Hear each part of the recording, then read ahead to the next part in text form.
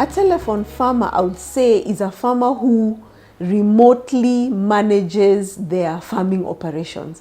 A telephone farmer is an investor in farming. I'm a typical telephone farmer, I come here every other week, so I deal with my staff through the phone, Telephone farmer, I would say, is more of an absentee farmer who uses the phone as a link to the farm.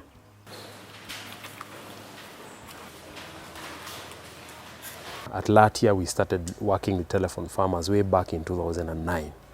We could see the potential they have. We could also see the challenges that they were facing. And through discussions with various people, the project was born in 2015, and it's been running since 2015.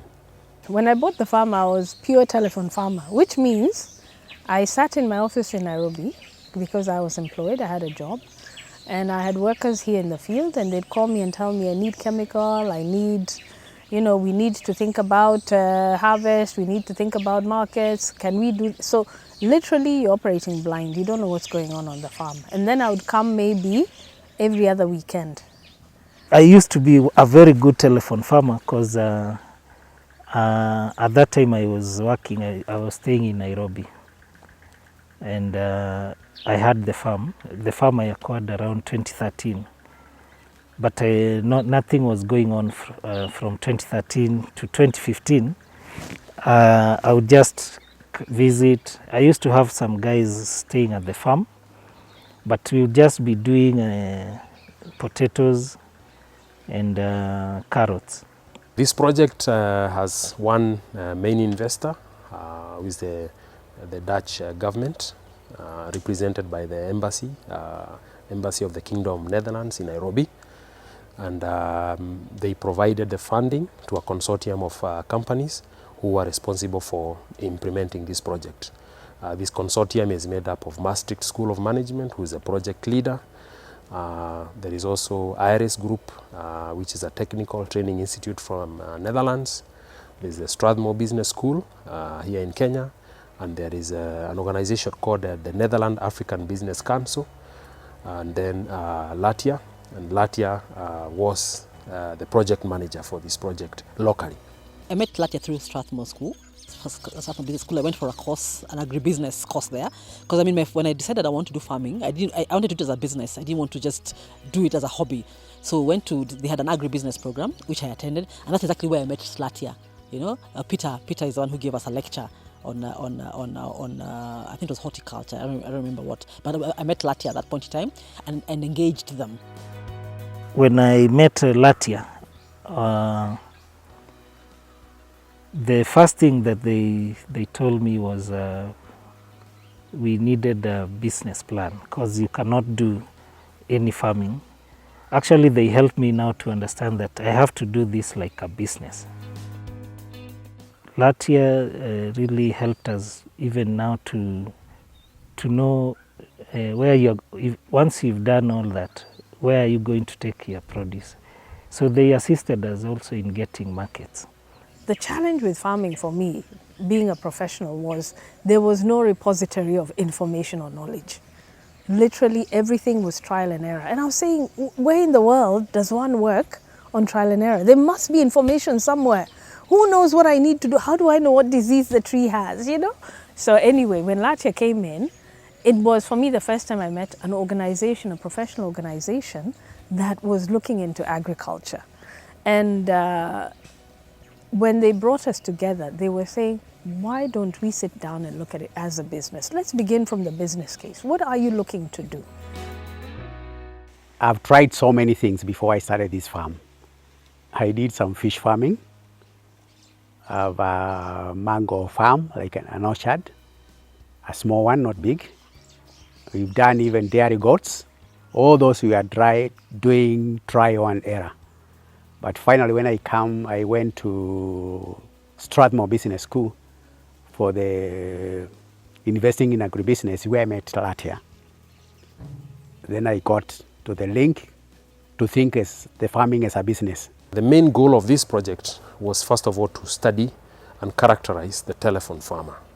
So describe the characteristic of a telephone farmer and study them. What motivates them? How do they do business? What are the challenges they are facing? What opportunities do they have? After you studied this, then we were to develop a model, that a business model that would provide business support services to these telephone farmers to unlock their potential.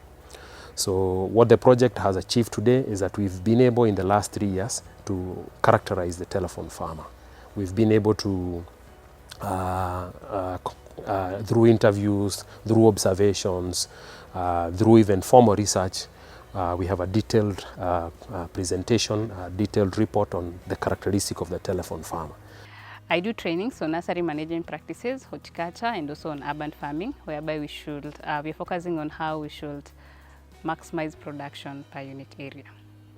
The topics covered during the training depends on the farmer's agri-enterprise. For example, if the farmer is dealing with crop production, we teach on nursery management practices, that is from the sowing of the seeds until they're ready for transplanting, crop establishment, crop protection, harvesting, post-harvest management practices, including marketing. The critical part of the training was focusing on record keeping, monitoring costs, improving production across all the modules, if we could summarize them in totality, because we went through nursery, we went labor management and all that. But in a nutshell is record keeping to be able to track the costs and also the production levels. One of the major areas of improvement was labor management. Before I could be running with 5, 6 workers, but now I've come down to 2 who are able to do most of the work. The investor, the Dutch government, saw an opportunity for these farms. They are medium-sized farms. They are owned by people who can afford to invest, are willing to invest. They saw the opportunity of using these farms to kickstart a revolution in agriculture. So we had 17 initial telephone farmers that were identified for piloting and for testing and for support by the project. And the services provided to them was fully sponsored by the project. And then these were selected using a criteria that was developed by the consortium partners in consultation with the investor. And so from the 17 farmers, as we talk today now, we are looking at more than 100 farmers who are now working with the project, receiving the business support services that were designed by the project, but paying for it. So what I've done is that I've trained my staff to account for every little thing that we do, you know, because we plant our own silage. So we have casuals, you know, which you can take for granted. You know, the people have about 50 people, you know, and just, they get paid. But now we need to write that down, you know, and how much did we pay them? Latia was very, very available. On the phone, you know, they brought us on shows to look at different kinds of tractors, equipment. They helped us understand if you're going to invest in any equipment, make sure you can get maximum value from it. One of the things that I can say has worked very well is introducing a business approach to the telephone farmers. Most of these telephone farmers would get into business without proper planning.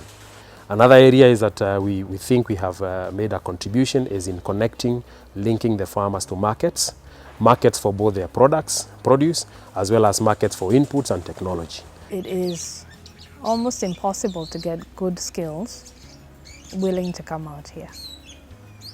And it is one I haven't solved. I'm still looking for somebody who understands, you know, an agronomist who understands orchards and mangoes specifically. I believe that what Latia is doing as an incubator is badly needed in this country, in this region. I actually hope that there will be more incubators in Kenya as well as in the region.